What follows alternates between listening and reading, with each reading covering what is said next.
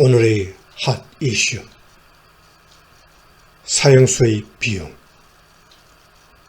정장렬. 2023년 9월 12일 무고한 시민을 상대로 한 잔혹 범죄가 늘어나자 사형 부활 여론이 일고 있습니다. 특히 한동훈 법무장관이 용도 폐기되다시피 한 사형 집행 시설을 점검하라는 이는 듯합니다. 사형을 부활하면 진짜 잔혹 범죄가 줄어들지는 잘 모르겠습니다. 하지만 사람을 마구 죽인 범죄자들이 버젓이 살아있는 현실에 대해서는 누구도 쉽게 분노할 수 있을 겁니다. 현재 사형 선고를 받고도 옥중 생존 중인 59명의 범죄자들 중에는 연쇄살인범 유영철, 강효순 등 이름만 들어도 치가 떨리는 인간들이 많습니다. 특히 이들의 삶을 위해 드리는 세금이 만만치 않다는 사실에서는 아연실색하는 사람들이 적지 않습니다.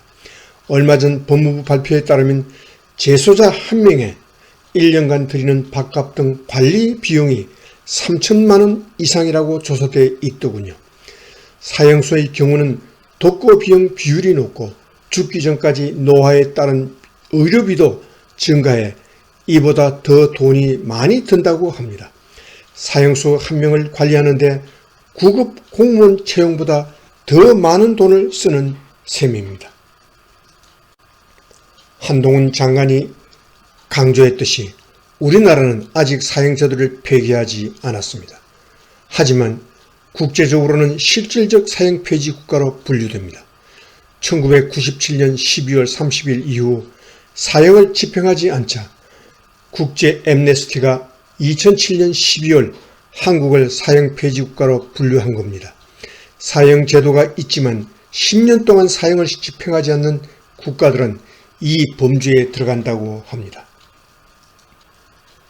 사형제도 부활에 대한 기대감이 일고 있지만 사실 이 이슈는 섣불리 결정할 사안이 아닙니다. 종교계를 중심으로 활동해온 사형 폐지론자들 입장에서 보면 우리 사회가 여기까지 오는데도 각고의 노력을 기울여 왔기 때문입니다. 1997년 12월 사형 집행을 막기 위해 고 김수환 추기경이 애쓴 이유라도 그런 노력 중 하나입니다.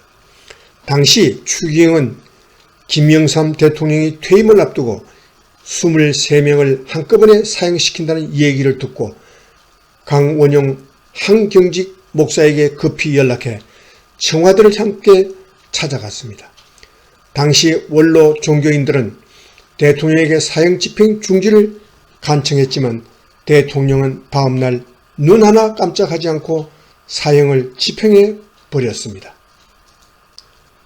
그럼에도 추기경은 사형 폐지 운동은 계속되어야 한다면서 이후 교도소를 찾아가 사형수들을 집단 면담하고 미사도 올리는 등 사형 폐지 운동을 이어갔습니다. 생전에 추기경이 사형 폐지의 중요한 이유로 삼았던 건 용서로 알려져 있습니다. 추기경은 사형은 용서가 없는 것이라고 강조하면서 1990년대 중반 서울 여의도 차량 질주범에 의해 손자를 잃은 서모 할머니의 사례를 자주 거론했다고 합니다. 이 할머니는 나중에 교도소를 찾아가 손자를 죽인 범인의 불우한 생애를 듣고는 진정으로 용서하고 양아들로 삼았습니다. 할머니가 범인을 용서한다는데 왜 나라에서는 그런 것을 받아들이려 하지 않고 꼭 집행해야 하느냐는 것이 추기경의 안타까움이었다는데 이 차량 질주범도 1997년 끝내 사형을 당했다고 합니다. 어쨌든 이런 노력 덕분인지 1997년 이후 한국에서 사형 집행은 사라졌습니다. 이후 역대 정권에서 최종 결재권자인 법무부 장관이 일부러 자리를 비우는 등 사형 집행을 기피하기 일쑤였다는 얘기도 있었습니다. 그간의 이런 사정을 감안하면 사형수를 다시 사형대에 세우는데도 만만치 않은 사회적 비용이 들 수밖에 없을 것 같습니다. 여러분 생각은 어떠신지요? 정장렬 편집장, 출처 주간조선. 이상 2023년 9월 13일 아침에 보내드린 오늘의 핫 이슈, 사형수의 비용이었습니다.